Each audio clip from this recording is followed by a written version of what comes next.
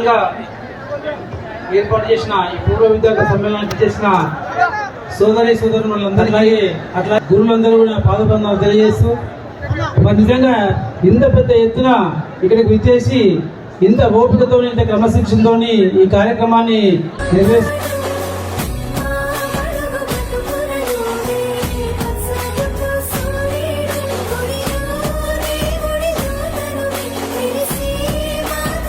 Gracias.